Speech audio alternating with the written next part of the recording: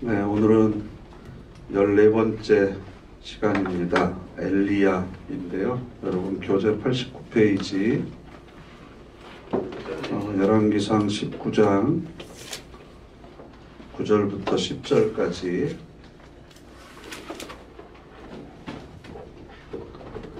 열왕기상 19장 9절부터 10절까지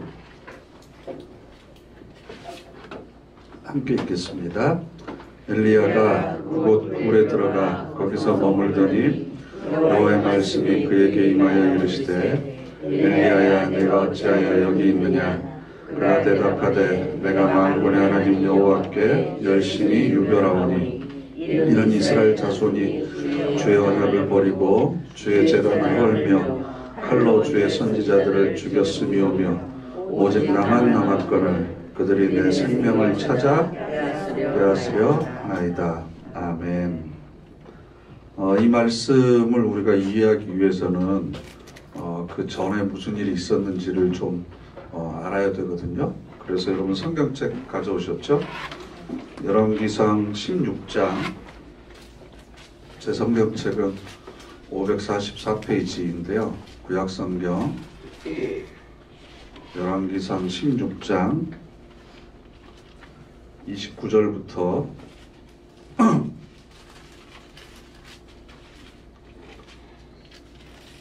찾으셨나요? 네. 함께 읽겠습니다. 유다의 아사왕 제38년에 오므리의 아들 아합이 이스라엘의 왕이 되니라. 오므리의 아들 아합이 사마리아에서 22년 동안 이스라엘을 다스리니라. 네.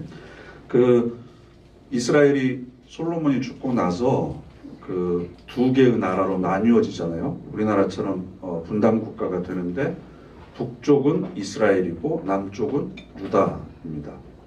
그래서 북이스라엘, 남유다 이렇게 나눠져 있고 북쪽에는 이스라엘의 12지파 중에서 10개의 지파가 연합을 해서 북이스라엘을 세웠고 남쪽 유다는 유다 지파와 베냐민 지파 두 지파만 남쪽 유다였어요. 그러니까 훨씬 숫자적으로는 북이스라엘이 훨씬 우세했죠. 그래서 오늘 그 29절에 유다의 아사왕, 그러니까 유다에는 남유다에는 아사왕이 지금 다스리고 있는 때에 북이스라엘에는 아합 왕이 사마리아에서 22년 동안 이스라엘을 다스렸다. 북이스라엘을. 그러면 북이스라엘과 남유다 이 두 나라 중에 어느 쪽이 더 정통성이 있는 건가요? 어느 국가가 더 정통성이 있느냐? 이건 성전이 어디 있느냐에 따라서 결정이 되는 거예요. 그러니까 예루살렘이 남쪽 유다 땅에 있었고 그 성전 안에는 하나님의 법궤가 있는 거죠. 그러니까 북이스라엘 사람은 하나님에 대한 신앙을 가지고 있음에도 불구하고 분단 국가니까 내려와서 예루살렘 성전에서 예배를 드릴 수가 없잖아요. 그러니까 베델이나 단이라고 하는 곳에다가 자기들끼리 서로 이제 또 제단을 쌓고 거기서 예배를 드렸었거든요.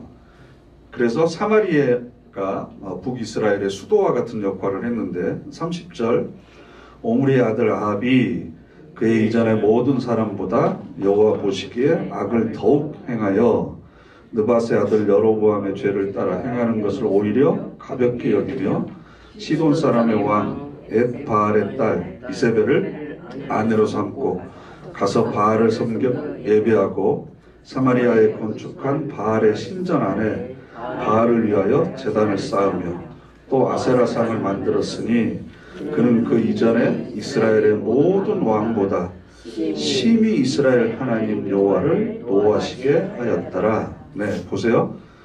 아합 왕이 어떤 왕인지 아시겠죠? 그 이전에 있던 모든 왕보다 더 악한 왕이었다. 그리고 그 이스라엘 사람들은 가나안 땅에 정착했을 때 이방 민족과 결혼할 수 없도록 했습니다.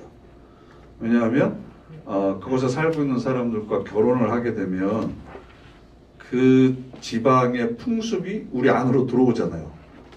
그렇죠? 그럼 그 여자만 들어와서 같이 사는 게 아니라 그 여자가 섬기던 신들도 따라서 들어와서 그 신들을 섬기게 되니까 이방 여인과의 결혼을 율법으로 금지했는데 지금 왕이 그것을 어기는 거예요. 왕이. 그래서 사마리아에다가 바알을 위한 신전을 만들고 뿐만 아니라 33절에 아세라상을 만들었어요. 바알은 남신이에요. 아세라는 여신이에요. 그래서 이 둘 다 풍요의 신이에요. 풍요의 신. 그러니까 농사 짓는 지역에 있는 사람들은 가장 중요한 게 비를 많이 내려줘야 농사가 잘 짓잖아요. 그러니까 풍요를 주는 신이다. 요즘식으로 얘기하면 경제적인 번영과 성공과 형통을 주는 신이 바로 바알과 아세라 신이에요. 그 신을 섬기기 시작했는데 누구 때문에? 이세벨이라고 하는 이 여인 때문에 섬기게 된 거예요. 그러니까 북이스라엘이 본격적으로 하나님으로부터 가장 진노를 사게 된 때가 아합 왕 때였습니다. 그래서 우상을 숭배하고 하나님을 섬기는 제사장들을 핍박하고 죽이는 일이 많이 있었습니다. 그렇게 굉장히 어렵고 힘든 때입니다. 그런데 이제 그 17장으로 넘어오면 엘리야가 극심한 가뭄을 선언해요. 17장 1절 보시면 하반절에 내가 섬기는 이스라엘의 하나님 여호와께서 살아계심을 두고 맹세하노니 내 말이 없으면 수년 동안 비도 이슬도 있지 아니하리라. 이렇게 돼 있어요. 그러니까 이제 비가 안 오면 어떻게 되겠어요? 그러니까 결국 하나님께서 왜 비를 안 오시게 하셨겠어요? 농사 못 짓게 해서 굶어 죽게 하시려고? 그게 아니고 누가 진짜로 이 우주와 천지 만물을 다스리는 하나님이신지를 그런 신인지를 보여주기 위해서 바알과 아세라 풍요의 신을 섬기는 너희들이 한번 그 바알과 아세라 신에게 제사 드리고 섬겨봐라. 그들이 너희에게 풍요를 주는지 내가 너희들에게 풍요를 주는지 한번 해보자. 가르쳐 주시기 위한 교훈이었죠. 그래서 정말로 비가 안 오니까 농사를 못 짓게 되고 사람들이 이제 기근 때문에 죽게 되는 상황이 오는 거예요. 그래서 그 18장으로 가시면 18장 1절에 많은 날이 지나고 함께 읽으시죠. 제3년에 여호와의 말씀이 엘리야에게 임하여 이르시되 너는 가서 아합에게 보이라. 내가 비를 지면에 내리리라. 드디어 이제 하나님께서 마음을 고쳐서 지면에 비를 내리겠다. 그러면서 엘리야가 아합에게 보이려고 가니 그때 사마리아의 기근이 심하였더라. 그래서 그 어떤 일이 벌어지냐 그러면 좀 더 이제 뒤로 넘기셔서요. 19절 말씀. 그런즉 사람을 보내어 온 이스라엘과 이세벨의 상에서 먹는 바알의 선지자 450명과 아세라의 선지자 400명을 갈멜산으로 모아 내게로 나아오게 하소서. 온 이스라엘과 이세벨의 상에서, 그러니까 이세벨이 차려준 밥상에서 먹는 바알과 아세라를 섬기는 제사장들 몇 명이 합쳐서 850명을 다 모이게 하십시오. 이렇게 얘기하는 거예요. 850명을 다 모여라 라고 얘기한 거예요. 그리고 나서 이제 갈멜산으로 모이게 합니다. 이 이야기는 우리가 너무나 잘 아니까 여러분들 길게 설명을 안 해도 알겠죠. 그래서 너희들이 섬기는 신이 바알과 아세라가 이 땅에 비를 내리게 하는지, 내가 섬기는 여호와 하나님께서 이 땅에 비를 내리게 하는지 한번 해보자. 그래가지고 제단을 쌓죠. 그래서 바알의 선지자 450명과 아세라를 섬기는 400명 나와가지고 그 송아지를 잡고 아침부터 바알의 이름을 부르면서 우리에게 응답하소서 26절. 그러나 아무 소리도 없고 아무 응답하는 자도 없으므로 그들이 그 쌓은 제단 주위에서 뛰놀더라. 처음에는 바알을 부르면서 소리를 질렀는데 아무런 반응이 없으니까 이제 막 뛰어다니는 거예요. 소리를 지르면서 점점 이제 광란의 몸짓을 하는 거죠. 그러다가 나중에 28절 보시면 피가 흐르기까지 칼과 창으로 그들의 몸을 상하게 하더라. 이같이 하여 정오가 지났고 그들이 미친 듯이 떠들어 저녁 소제는 곡식으로 이제 제사를 드리는 때까지 이르렀으나 아무 소리도 없고 응답하는 자나 돌아보는 자가 아무도 없더라. 이렇게 되어 있습니다. 장면을 한번 상상을 해보세요. 850명이나 되는 사람들이 제단을 쌓아놓고 제문을 드리고 그걸 태우면서 주변에 이렇게 뛰어다니면서 자기 몸을 자해하면서 그 소리 지르고 아주 그 별의별 짓을 다 했겠죠. 그런데 아무 응답이 없었습니다. 그리고 나서 엘리야가 여호와의 제단을 수축을 합니다. 30절 이하에 보시면 돌을 일단 12개. 왜냐하면 이스라엘이 12지파니까. 그리고 그 제단을 돌아가면서 32절에 곡식 종자 두세 알을 둘 만한 도랑을 만들고, 제단 옆에다가 이제 도랑을 만들었어요. 또 나무를 올려놓고 송아지에 각을 떠서 나무 위에다 올려놓고, 여기서부터 이제 좀 이해가 안 되는 게 통 넷에 물을 채우다가 번제물과 나무 위에 부으라. 불을 붙이려면 장작 떼보신 분들은 알겠지만 장작에도 그 수분이 있고 습기가 있으면 더 안 타잖아요. 그럼 말려야지 떼약볕에. 근데 오히려 태우려고 하는 데다가 지금 물을 갖다가 붓는 거예요. 근데 몇 번을 했어요? 3번, 3번. 통 넷에다가 가득 채워서 물을 부었는데 3번 부었으니까 12통을 갖다 부은 게 되는 거죠. 돌도 12개고 물도 12통을 부은 거예요. 그랬더니 도랑에도 물이 가득 찼더라. 이렇게 돼 있어요. 그리고 나서 37절 말씀을 보면 함께 읽겠습니다. 여호와여 내게 응답하소서, 내게 응답하옵소서. 이 백성에게 주 여호와는 하나님이신 것과 그들의 마음을 되돌이키심을 알게 하옵소서 하며, 이에 여호와의 불이 내려서 번제물과 나무와 돌과 흙을 태우고 또 도랑의 물을 핥은지라. 소를 이렇게 떠서 고기 만들었는데 그 재물뿐만 아니라 나무와 돌과 흙까지 태워버리고 그 도랑에 물이 이렇게 졸졸졸 쌓였을 거 아니겠어요? 그것까지 전부도 그 마치 그 소가 그 물통에 있는 걸 다 이렇게 혀로 핥아버리듯이 깨끗하게 다 이렇게 말려버리셨다. 그만큼 불길이 엄청 세고 모든 걸 다 태워버렸다라는 겁니다. 그러자 39절 모든 백성이 보고 엎드려 말하되 여호와께는 하나님이시로다. 여호와께는 하나님이시로다. 네, 근데 중요한 건 그 제단에 있는 제물을 하늘에서 불이 떨어져서 누가 태우느냐 가지고 지금 모인 게 아니잖아요. 불이 떨어지냐 안 떨어지냐를 가지고 모인 게 아니고 뭐 때문에 모였어요? 그렇지, 비가 오도록 하기 위해서 모인 거잖아요. 그럼 비가 와야 되잖아요. 그래서 이제 엘리야가 드디어 무릎을 꿇고 하나님 앞에 기도하기 시작을 합니다.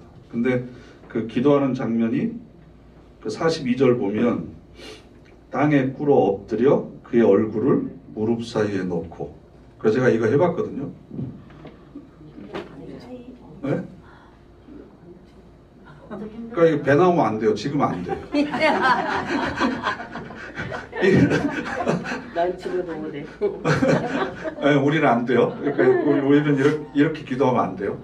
그러니까 다쳐. 한번 해보세요. 집에 가셔서 무릎을 꿇고 머리가 이 무릎 사이로 들어가려면 이게 몸이 이렇게 그 달팽이처럼 이렇게 돼야 되잖아요. 그러니까 이 얘기는 그만큼 간절하게 기도했다는 거죠. 몇 번 기도했어요? 7번. 7번 기도하면서 계속 한 번 기도하고 나서 사환한테 비올 징조가 오나 한번 봐봐라. 아무런 변화가 없습니다. 7번을 계속해요. 그 나아만이 요단강에 가서 씻은 것도 몇 번 씻었죠? 7이라고 하는 숫자가 완전수예요. 10이라고 하는 숫자도 굉장히 중요하고요. 그랬더니 마지막에 7번째 44절 함께 읽겠습니다. 7번째 이르러서는 그가 말하되 바다에서 사람의 손만한 작은 구름이 일어나나이다. 이르되 올라가 아합에게 말하기를 비에 막히지 아니하도록 마차를 갖추고 내려가소서 하라 하니라. 손바닥만한 구름이 저쪽에서부터 오기 시작합니다. 그러니까 엘리야가 됐다. 그래서 아합한테 가서 나중에 비가 너무 많이 오면 궁전으로 돌아가는데 지장이 있을지 모르니까 지금 빨리 떠나시라고. 믿음이 좋죠? 그리고 나서 조금 후에 구름과 바람이 일어나서 하늘이 캄캄해지며 큰 비가 내려요. 그런데 아합이 마차를 타고 이스라엘로 가는데, 마차를 타고 이스라엘이에요. 아무튼 거기로 가는데 46절에 여호와의 능력이 엘리야에게 임함에 그가 허리를 동이고 이스라엘로 들어가는 곳까지 앞에서 달려갔더라고. 와. 마라톤 선수였는지 아무튼 마차보다도 더 빨리 달려갔습니다. 그래서 850명이 제단에 불이 떨어져 무너져 다 죽어버리고 엘리야가 그래서 갈멜산 전투라고까지 지금 보통 우리가 호칭을 하는데 혁혁한, 그래서 엘리야 그러면 불의 선지자라고도 보통 이렇게 그 별칭이 붙어 있을 정도인데 이렇게 위대한 일을 해냈습니다. 그런데 중요한 건 이제 우리가 지난주에 다윗 사건에 관한 이야기를 했었잖아요. 다윗이 소년이었을 때 그 2m 가까이 2m가 넘는 골리앗 장군을 물맷돌로 죽이고 승승장구해서 왕위에 한참 올라갔다가 밧세바 사건으로 곤두박질 치잖아요. 그리고 그때 하나님의 구원의 비밀을 깨닫게 되듯이 엘리야도 마찬가지로 이렇게 어느 누구도 흉내낼 수 없는 그 위대한 사역을, 너무나 멋지고 위대한 사역을 했는데 중요한 건 하나님께서 엘리야를 그렇게 높이신 건 다윗처럼 곤두박질 치도록 하기 위한 것이 아니겠는가. 그래서 바로 그 다음에 나오는 사건이 19장이에요. 19장. 근데 중요한 건요, 1절부터 2절까지 함께 읽어보실까요? 아합이 엘리야가 행한 모든 일과 모든 선지자를 칼로 죽였는지를 이세벨에게 말하니 이세벨이 사신을 엘리야에게 보내어 이르되 내가 내일 이맘때에는 반드시 내 생명을 저 사람들 중 한 사람의 생명과 같게 하리라. 그렇게 하지 아니하면 신들이 내게 벌 위에 벌을 내림이 마땅하니라 한지라. 이 정도 됐으면 뭔가 큰일이 벌어져야 되는데 아합과 이세벨에게는 아무 일도 일어나지 않습니다. 오히려 이세벨이 그 얘기를 듣고 아합이 꼼짝을 못하나 봐요. 가서 이세벨한테 보고해요. 그러니까 화가 나가지고 내일 이맘때까지 반드시 엘리야 네 생명을 불에 타 죽은 사람처럼 내가 너를 똑같이 하겠다. 내가 섬기는 신들한테 맹세한다.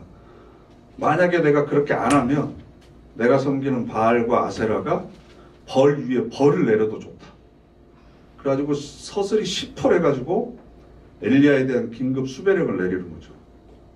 그랬더니 엘리야가 3절에 그가 이 형편을 보고 일어나 자기의 생명을 위해 도망하여 유다에 속한 브엘세바에 이르러 자기 사환을 그곳에 머물게 하고 자기 자신은 광야로 들어가 하룻길쯤 가서 한 로뎀 나무 아래 앉아서 자기가 죽기를 원하여 이르되 여호와여 넉넉하오니 지금 내 생명을 거두시옵소서.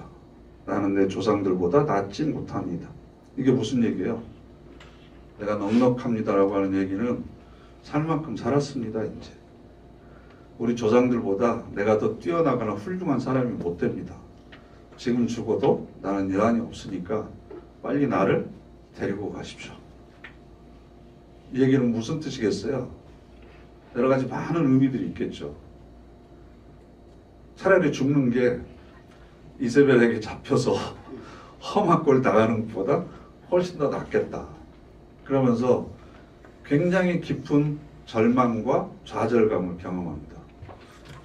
850명과 기도해가지고 이겼던 사람이 그래서 하늘에서 불을 불러오고 땅에 비를 내리게 했던 그런 능력의 사람이 갑자기 이제 가장 낮은 자리로 추락하는 거죠. 그랬더니 이제 하나님께서 그 까마귀를 통해서 고기를 물어다 줘서 다시 원기를 회복하게 만들고 그리고 나서 음식의 힘을 얻어서 40일을 걸어가 가지고 호렙산에 간 거예요. 그래서 호렙산에 엘리야가 오늘 우리가 읽은 19장 9절이 바로 여기 엘리야가 그곳 굴에 들어가 거기서 머물더니 이렇게 돼 있는 거예요. 그러니까 하나님이 나타나셔서 엘리야야 내가 어찌하여 여기 있느냐라고 하는 얘기는 무슨 의미겠어요? 여기 있는지 몰라서 물어보시는 걸까요? 여기서 말하는 건 지리적인 장소를 이야기하는 게 아니고 왜 너가 지금 이런 절망과 낙심의 자리에 있느냐, 왜 불 속에 들어가서 스스로를 숨기고 세상의 눈치를 보고 이세벨이 혹시나 잡으러 올까 생명의 위협을 느껴서 안절부절 못하고 왜 그렇게 궁지에 몰려서 안타까운 처지에 있느냐, 이걸 지금 질문하시는 거죠. 그랬더니 10절, 이거 우리가 다시 한번 읽어보셔야 돼요. 함께 읽겠습니다. 그가 대답하되 내가 만군의 하나님 여호와께 열심히 유별하오니 이는 이스라엘 자손이 주의 언약을 버리고 주의 제단을 헐며 칼로 주의 선지자들을 죽였음이오며 오직 나만 남았거늘 그들이 내 생명을 찾아 빼앗으려 하나이다. 엘리야가 이 말을 할 때 엘리야의 감정은 어떤 감정일까요? 어떤 기분일까요? 하나님에 대해서 원망스러운 거고, 또 네? 저는 제일 가슴에 와닿는 단어가 뭐냐 그러면요, 내가 만군의 하나님 여호와께 열심히 유별하오니, 내가 하나님의 일이라면 다른 어떤 사람보다도 열심을 내서 얼마나 내가 헌신했는 줄 아십니까? 내가 목숨까지 내걸고 850명하고 싸울 정도로 내가 그렇게 유별나게 다른 사람들은 따라오지 못할 정도로 그렇게 열심히 헌신했습니다. 그런데 다른 사람들, 제사장들 다 죽고 선지자들 죽고 오직 나만 남았는데 이제 나도 언제 죽을지 모릅니다. 이 속에는 억울함이 있는 거예요. 억울함.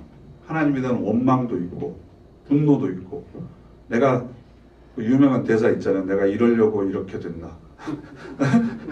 내가 이 꼴을 보기 위해서 그렇게 하나님한테 열심을 보였던가.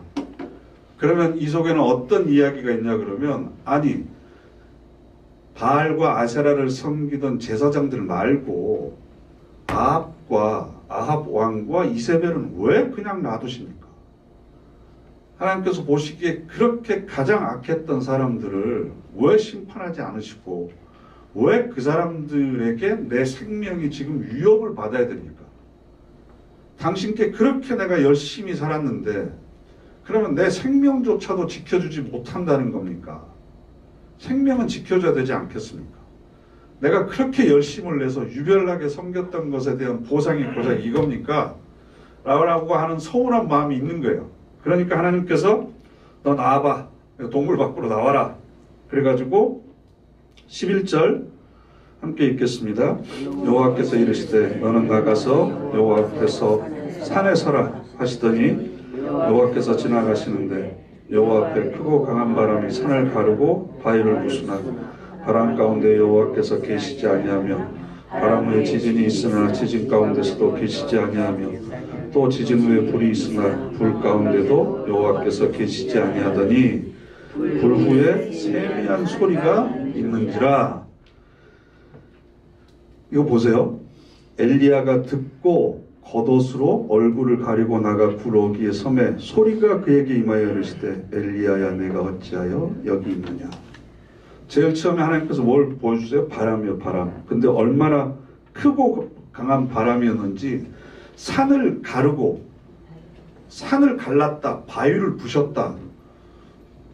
여러분 지금까지 살아오시면서 제일 강한 바람이 언제였어요? 저는 한 20년 안 되는데 제주도에 가족들끼리 놀러 갔다가 태풍 매미인가 왔을 때 서귀포에 있었는데 오후에 너무 바람이 세서 밖에를 못 나가고 바람이 좀 잦아서 이렇게 시내를 나가봤더니 가로수가 뽑히고 넘어지고 막, 그래서 가로수, 나무가 꺾이고 가로수가 이렇게 눕혀져 있는 바람까지는 제가 봤는데 산이 갈라지고 바위가 부서질 정도의 바람 못 봤거든요. 그러니까 하나님께서 그런 걸 보여주신 거고, 두 번째는 뭐죠? 지진이에요. 지진. 땅이 갈라져서 모든 걸 삼켜버리는 거죠. 불은 모든 걸 다 태워버리는 거죠. 엘리야가 원하는 건 뭐냐 그러면 바람과 지진과 불을 원하는 겁니다. 하나님, 센 바람이 불어서 아합 왕과 아세라가 그 이세벨이 세워놨던 바알 신전과 그 바알상과 아세라상 전부 다 바람으로 깨트려 버리십시오. 지진을 일으켜서 그 모든 걸 다 삼켜 버리십시오. 그래서 아합의 궁전을 다 삼켜 버리고 불을 내리셔서 그 모든 걸 다 싸그리 태워 버리십시오. 왜 지금 제가 생명의 위협을 당해야 됩니까? 죽어야 될 사람은 저 사람들이고 하나님의 능력을 발휘해서 하나님이 하나님이심을 증거해야 되는 것이 지금 이때 아닙니까? 라고 하는 그런 마음속의 원망이 있으니까 하나님께서 그걸 보여주시는 거죠. 그런데 그 가운데 하나님이 있었어요? 없었어요? 없었습니다. 세미한 음성 가운데 있었습니다. 그래서 세미한 음성으로 뭐라고 그러세요? 네?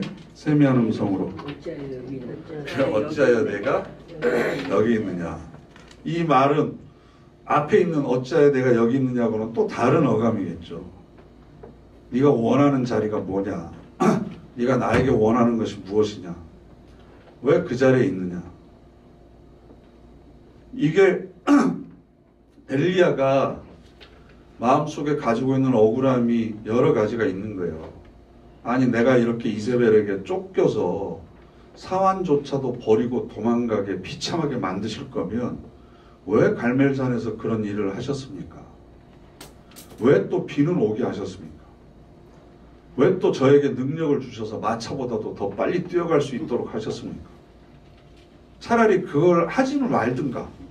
하셨으면 강한 바람이나 지진이나 불 같은 걸 내려서 아합 왕과 이세벨을 심판하시든가 그러셨어야지 왜 나에게 이런 꼴을 당하게 하십니까? 라고 하는 그런 억울함들이 있는 겁니다. 이걸 왜 우리가 오늘 살펴봐야 되냐 그러면요. 우리도 세상 살면서 그런 억울함이 있잖아요. 네? 내가 그렇게 열심히 하나님을 섬기고 시간과 물질과 건강과 재능을 다해서 하나님을 섬겼는데 왜 하나님 내가 이 꼴을 당해야 됩니까? 세상에서.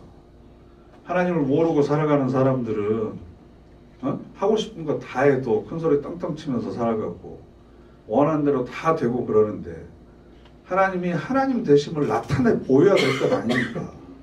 그래서 우리한테 능력을 주셔서 바위를 부수는 바람을 일으킬 수 있게 하시던가 아니면 지진을 일으켜서 그 사람들을 좀 망하게 하시던가 그래서 아 저렇게 살면 안 되는구나 이런 교훈을 주셔야지 왜 그 사람들에게는 이런 능력을 안 보여주십니까?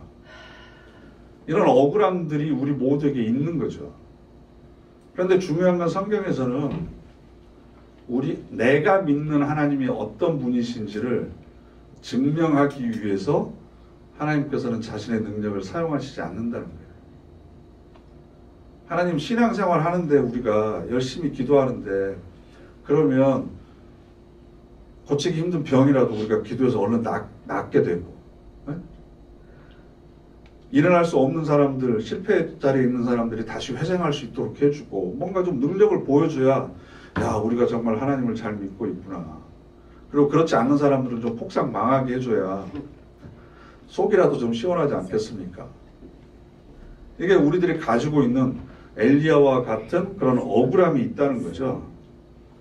그런데 하나님의 나라는 과연 어떤 것인가? 하나님은 우리를 어떻게 다루시는가? 라는 걸 왜 세미한 바람, 잎새를 살짝 흔들 만한 그런 세미한 바람 속에서 하나님께서는 엘리야에게 음성으로 말씀하시는가?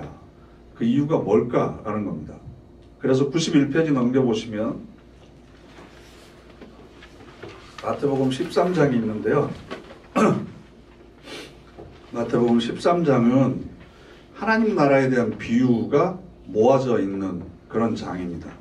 특히 10절부터 17절까지 함께 읽어볼까요? 제자들이 예수께 나와 이르되 어찌하여 그들에게 비유로 말씀하시나이까? 대답하여 이르시되 천국의 비밀을 아는 것이 너에게는 허락되었으나 그들에게는 아니 되었나니. 아멘. 여기까지요. 다 읽으면 시간이 오늘 좀 여기서 천국의 비밀이 그 번역이 잘못됐습니다. 헬라어로는 미스테리온인데요. 미스테리온. 영어로 하면 미스테리입니다. 미스테리. 미스테리는 비밀이 아니라 신비입니다. 신비. 비밀과 신비의 차이점이 뭘까요? 우리 그런 얘기 많이 하잖아요. 여봐. 이건 비밀인데 당신만 알아? 그건 비밀이 아니에요. 비밀 아니에요. 아닌데. 말을 해버렸잖아. 너 모르지? 나는 알고 있어. 이걸 드러내려고 하는 거지. 비밀은 안 가르쳐주면 모르는 거예요. 비밀은. 신비는 보여줘도 뭔지 모르는 게 신비예요. 비밀은 가르쳐주면 아는 거예요. 안 가르쳐주면 전혀 몰라.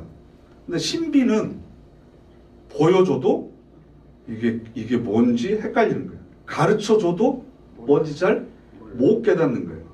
그러니까 하나님 나라를 천국의 비밀이 아니라 천국의 신비가 있는 거예요. 천국의 신비. 하나님 나라에 신비가 있는데 그게 뭐냐 그러면 12절에 무릇 있는 자는 받아 넉넉하게 되되, 그럼 있다라고 하는 건 뭘 소유했다는 것이 아니고 그 신비를 볼 수 있는 자, 깨닫는 자는 그것을 통해서 더욱더 영적으로 유익을 얻을 수 있지만 깨닫지 못하는 사람은 아무리 보여줘도 그게 뭔지를 모른다. 그러니까 내가 하나님의 나라를 비유로 이야기할 수밖에 없다. 왜? 하나님의 나라는 신비니까 신비. 그래서 16절 말씀, 그러나 너희 눈은 봄으로 너희 귀는 들음으로. 네, 그럼 누가 보고 누가 들을 수 있어요? 거듭난 사람. 영적인 눈이 열리고 영적인 귀가 열린 사람만이 이것을 보고 들을 수 있다. 그러나 15절에 백성이 마음이 완악해졌다라고 하는 건 딱딱하게 굳어 있다는 거죠. 교만하다는 거거든요. 그런 사람들은 아무리 보여줘도, 손에 쥐어줘도 이게 좀 직설적이긴 하지만 가장 피부에 와닿는 표현이 쥐어줘도 그것인지 된장인지 모르는 거예요. 보여줘도 만져줘도 이게 뭐가 뭔지를 구별을 못하게 된다. 마음이 완악한 사람은. 그게 바로 하나님의 나라다라는 겁니다. 우리 입장에서는 아니 우리는 하나님 믿었으니까 우리한테도 선명하게 깨끗하게 명료하게 확 보여주면 하나님도 답답하지 않을 거고 우리도 속 시원할 거고 그냥 보여주면 되지 왜 그렇습니까? 그런데 모든 걸 보여주는 순간이 언제냐면 심판의 때죠. 심판의 때. 왜 예수님께서 밭에 곡식과 같이 자라고 있는 가라지를 뽑지 말라고 하셨겠습니까? 그러니까 아직 심판의 때가 아니다라는 거죠. 그러니까 엘리야의 기도는 뭐냐 그러면 하나님, 내가 믿는 하나님이 얼마나 능력이 있는지 왜 그 비 내리는 데만 그 능력을 사용하시고 왜 아합과 이세벨을 없애는 데는 사용하지 않습니까? 내가 맞다고 하는 걸 증명해 보이고 싶은데 왜 거기에는 하나님께서 지금 권능을 발휘하지 않고 계십니까? 그런데 하나님의 계획은 뭐냐 그러면 하나님이 어떤 분이신지를 드러내면 그게 바로 심판의 때인 거죠. 마지막의 때가 되는 거죠. 그러니까 하나님의 나라는 그때까지 신비해요. 보여주기는 보여주는데 영적인 귀와 눈이 열린 사람만 이해하고 깨달을 수 있는 거죠. 그래서 있는 사람은 더 넉넉하게 되지만 없는 사람은 손에 쥐어줘도 알 수가 없다. 그래서 마태복음 13장 1절부터 9절의 비유, 여기는 씨 뿌리는 자의 비유예요. 보통 우리가 이걸 해석을 할 때 밭의 비유로 많이 해석을 하는데 씨를 뿌려요. 읽지는 않겠습니다. 씨를 뿌릴 때 4절 보면 어디에 떨어져요? 길가에 떨어지고 5절은 돌밭에 6절은 7절에 가시떨기 위에 떨어져요. 여러분 농사지어 보셨나요? 씨 뿌려 보셨어요?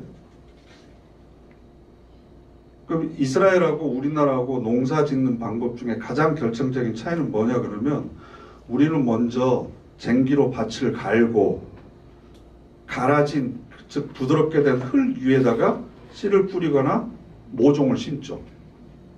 네? 안 해보셔서 모르죠. 그래서 먼저 밭을 갈잖아요. 근데 이스라엘 사람들은 뿌려놓고 밭을 갈아요. 네? 왜 그럴까요? 지중해를 비롯해서 그쪽이 워낙 일조량이 좋고 그렇기 때문에 우리는 잘해야 이모작이잖아요. 거기는 3모작, 4모작을 하는 거예요. 1년에. 겨울이 없으니까.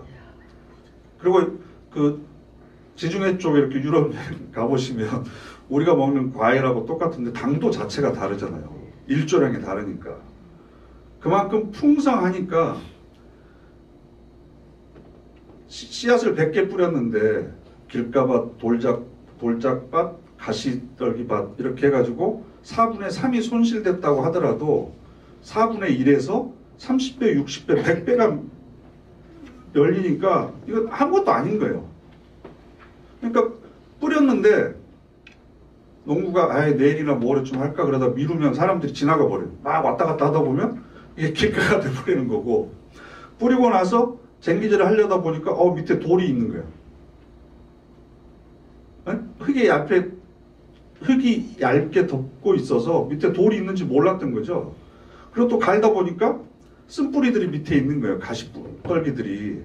근데 그게 유실되더라도 워낙 많이 수확을 얻게 되니까 그런 건 상관이 없는 거예요. 농부가 어리석은 게 아니에요. 그래서 이건 씨에 관한 비유인데 18절 말씀을 보면 예수님께서 이 말씀을 해석해 주시기 전에 뭐라고 그러냐 그러면 그런즉 씨 뿌리는 비유를 들으라 이렇게 되어 있어요. 씨 뿌리는 비유를 들으라. 그런데 중요한 건 이 씨가 뭐겠어요? 말씀이죠. 하나님 나라의 복음이죠. 복음. 그런데 하나님의 말씀이 길가밭에 떨어져요. 그래서 사람들에게 밟힙니다. 이게 신비입니다.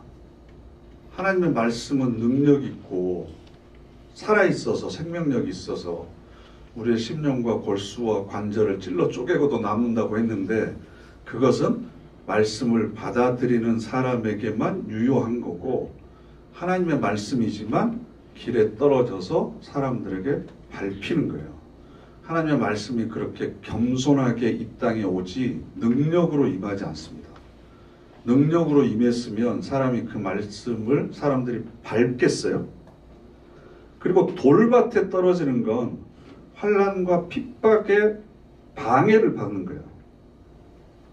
하나님의 말씀이 능력과 권능과 지혜와 영광으로 말씀이 이 땅에 임하면 환난과 박해를 전부 다 이기고도 남아버리죠. 다 물리쳐버리죠. 근데 그렇게 하나님의 말씀이 이 땅에 오는 게 아닙니다.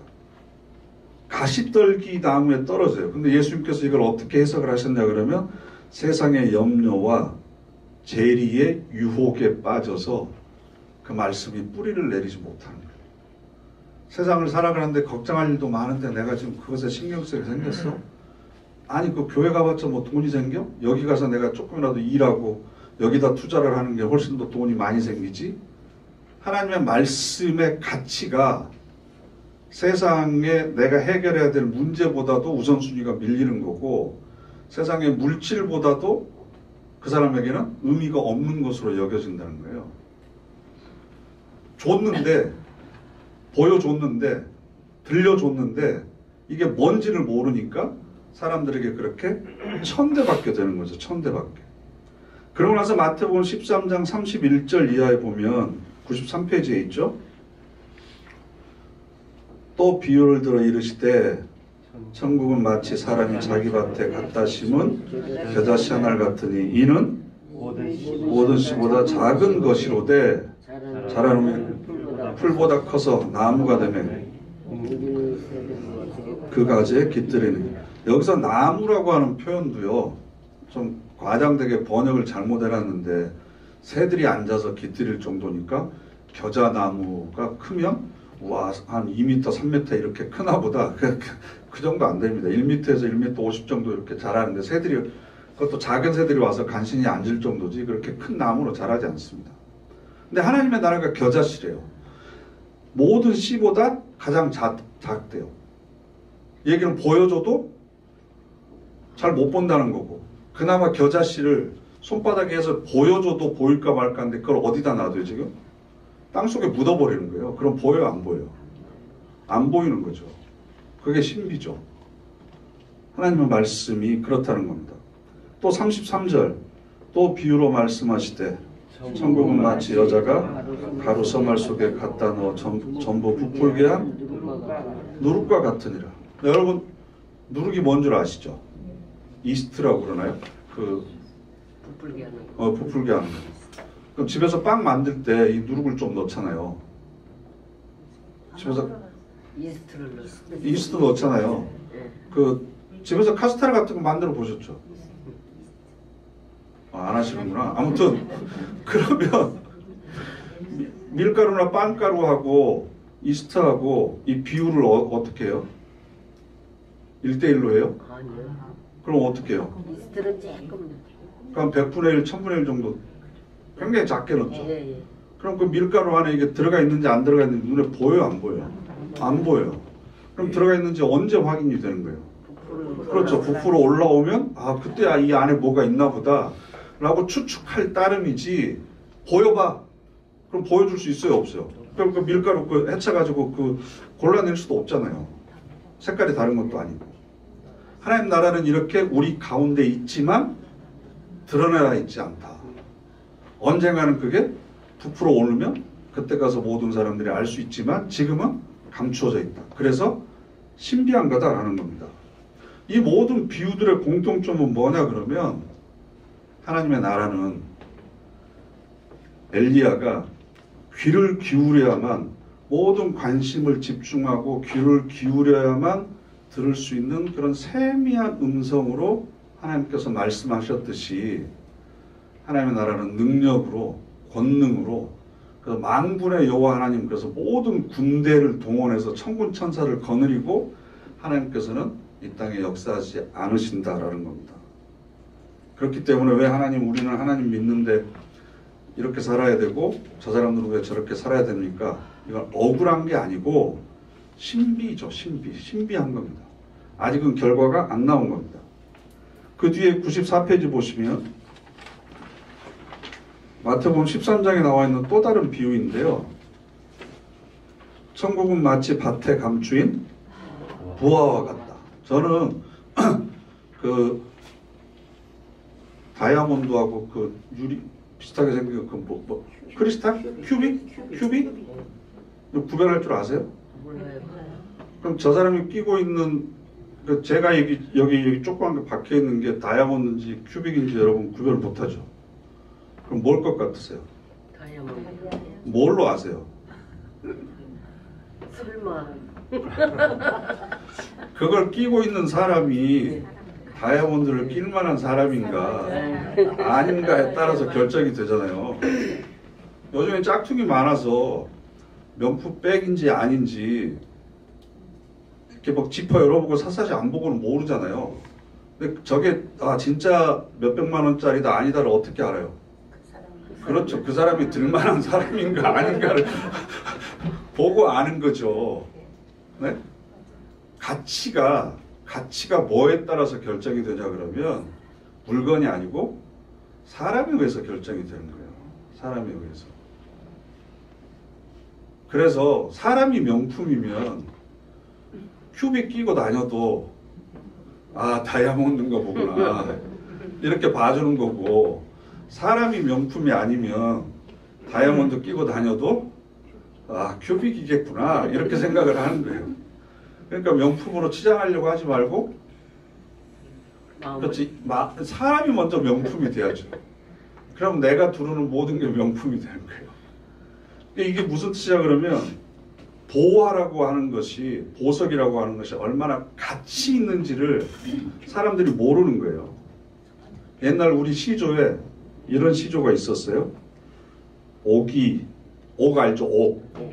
옥이 진흙에 묻혔으니 오는 이 가는 이 다 돌이라 하더라. 두어라 알이 있을지니 흙인 듯 있거라.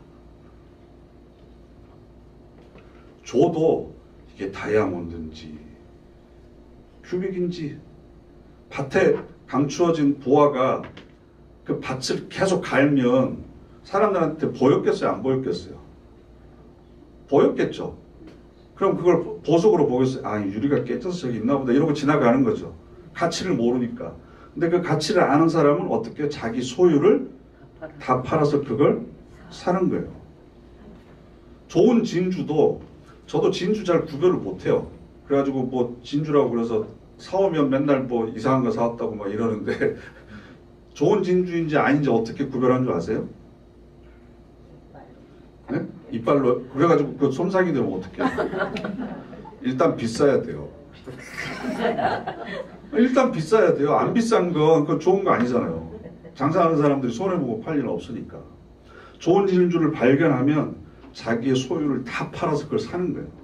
그런데 진주들이 막 이렇게 있어도 뭐가 좋은 건지 안 좋은 건지 구별을 못하는 사람들은 있어도 못 써. 그러니까 하나님의 나라는 모든 사람들에게 드러나 있고 보여짐에도 불구하고 그 가치를 모르니까, 볼 줄 모르고 들을 줄 모르고 가치를 모르니까 사람들이 그것의 소중함을 못 느껴서 세상의 염려나 재물의 유혹에 휩쓸려 가는 거고, 조금만 어렵고 힘든 일이 있으면 가치를 모르니까 포기하는 거고, 그렇다는 거죠. 그래서 이 94페이지 제일 마지막에 있는 질문, 하나님의 나라는 어떤 특징을 가지고 있습니까? 하나님의 나라는 영토의 개념이 아닙니다. 하나님의 나라는 통치입니다. 통치. 하나님께서 다스리시는 것. 하나님의 뜻이 실현되는 곳이 하나님의 나라입니다.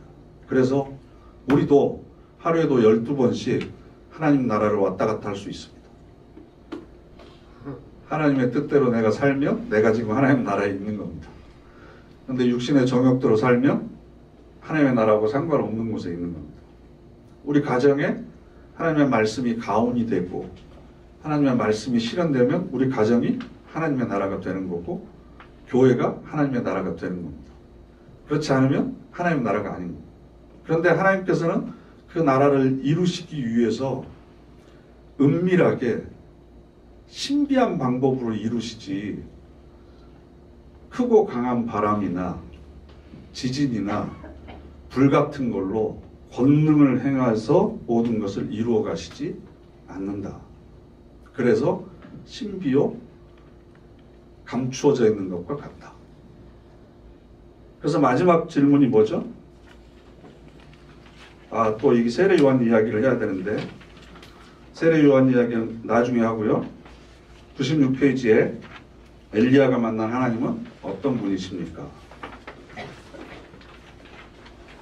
크고 강한 바람을 일으키고 지진을 일으키고 불을 던져서 세상의 모든 악한 것을 심판하실 수 있는 분이지만 여전히 구원할 한 사람의 생명을 더 소중하게 여겨서 로뎀나무 그 밑에 있을 때 그 그늘을 주는 나무조차 없애버리면 어떻게 하겠느냐. 그래서 연약한 생명까지도 하나님께 돌아오기를 지금도 기다리고 계시고 참고 계시는 분이시다. 그러니까 우리가 나를 증명하기 위해서 내 믿음과 내가 옳다는 것을 증명하기 위해서 하나님의 능력을 끌어다 쓸 게 아니고 영적인 귀와 영적인 눈이 열려서 이미 와 있는 하나님의 나라, 네? 이미 시작된 하나님의 나라. 그래서 already yet 그러거든요. 이미 도착해 있지만 아직 완성되지는 않은 그런 하나님의 나라를 내가 지금 소유하고 있다. 그래서 하나님의 역사는 급하고 강하고 큰 것을 통해서도 어쩌다 한 번씩 되시지만 우리 일상에서 세미한 음성으로 우리에게 다가오고 계신다. 그러니까 우리가 항상 영적으로 깨어 있어야 되는 이유가 바로 여기에 있는 거죠. 여러분들이 엘리야에게 나타나셨던 그 세미한 음성을 매일매일 듣고 깨닫고 그렇게 하나님의 인도하심 가운데 매일매일 살아가시기를 간절히 바랍니다. 아멘. 기도하겠습니다.